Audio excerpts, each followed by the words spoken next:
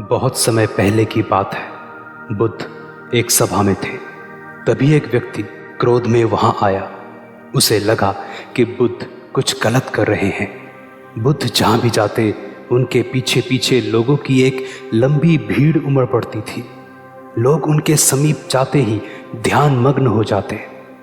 जो व्यक्ति बुद्ध के पास गया था वह एक क्षुब्ध व्यापारी था और उसे लगा कि उसके बच्चे अपना जो समय पैसे कमाने तथा अपनी आजीविका सुनिश्चित करने में लगा सकते थे, बुद्ध के पास जाकर अपना वही कीमती समय बर्बाद कर रहे हैं। उसे लगता था कि किसी ऐसे व्यक्ति जो हमेशा आंखें बंद रखता है, ऐसे व्यक्ति के आगे बैठकर हर रोज अपने 4 घंटे बिताना पूरी तरह से समय की बर्बादी है। इसलिए उन बच्चों का पिता यानी कि वो व्यापारी बहुत नाराज था और उसने कहा, मैं इस आदमी को सबक सिखाने जा रहा हूं। अपने मन में नफरत लिए आवेश में वह बुद्ध के पास गया। बुद्ध के समक्ष आते ही उसके सभी विचार गायब हो गए, लेकिन उसके मन का क्रोध कम नहीं हुआ। वह इतने क्रोध में था कि उसका चेहरा क्रोध से लाल हो गया था। अपने क्रोध को शब्दों द्वारा व्यक्त करने में वह असमर्थ था, इसलिए उसने बुद्ध के चेहरे पर थूक दिया। बदले में बुद्ध बस मुस्कुराए। उनके समीप बैठे शिष्यों को बहुत क्रोध आया। वे इस अपमान पर अपनी कड़ी प्रतिक्रिया देना चाहते थे, लेकिन बुद्ध की उपस्थिति में वे ऐसा कुछ भी नहीं कर सकते थे। शिष्यों को अपनी आंखों पर बिल्कुल भी विश्वास नहीं हो रहा था कि कोई बुद्ध के साथ इस प्रकार का दुर्व्यवहार कर सकता है। क्रोधित व्यक्ति वहां ज्यादा देर नहीं रुका।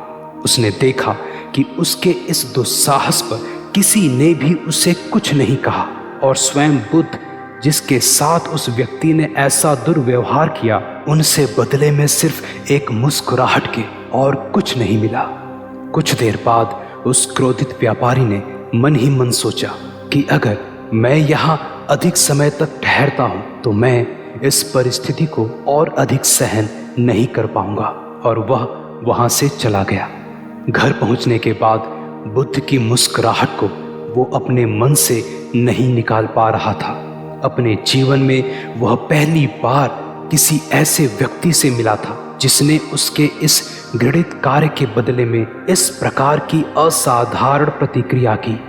वह पूरी रात न सो सका और उसका शरीर एक परिवर्तन से गुजर रहा था। वह घबराहट के मारे कांप रहा था। उसे लगा मानो उसकी पूरी दुनिया ही खत्म हो गई हो।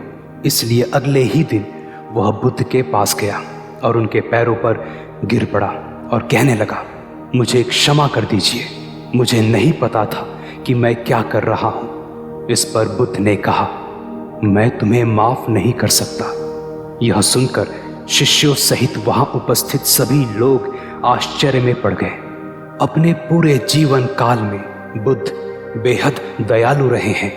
उन्होंने अपने आश्रम में कभी भी किसी को भी आने से मना नहीं किया, और अब वे इस व्यापारी की भूल को क्षमा न करने की बात कह रहे हैं। बुद्ध ने अपने चारों ओर देखा और सभी को स्तब्ध पाया।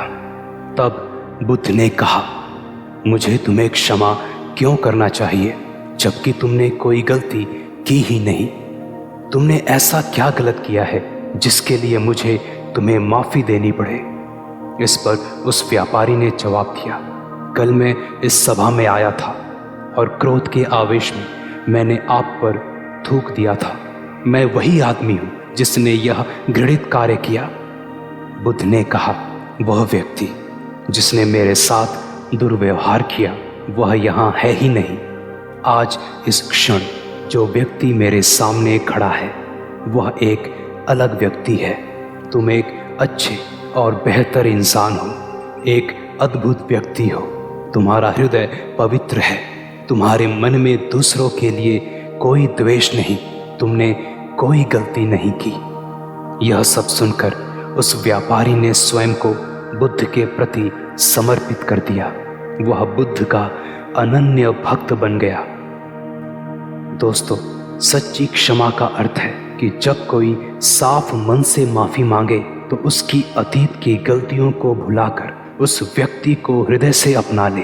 क्षमा मांगने वाले के मन में किसी भी प्रकार के पश्चाताप का भाव शेष न रह जाए। यही सच्ची क्षमा है। यदि आप किसी को क्षमा करने के बाद भी उसे बार बार उसके कृत्य की याद दिलाते हैं और उसे दोषी महसूस कराते हैं, तो इसका अर्थ है कि वास्तव में आपने उस व्यक्ति को क्षमा किया ही नहीं है। ऐसी स्थिति में उस व्यक्ति का पश्चाताप ही उसके लिए सबसे बड़ी सज़ा बन जाती है। इसलिए माफ़ी मांगने वाले की गलतियों को भूलकर उसे दिल से क्षमा करें। इससे आपको भी शांति और खुशी मिलेगी। सदा खुश रहें और दूसरों की मदद करें।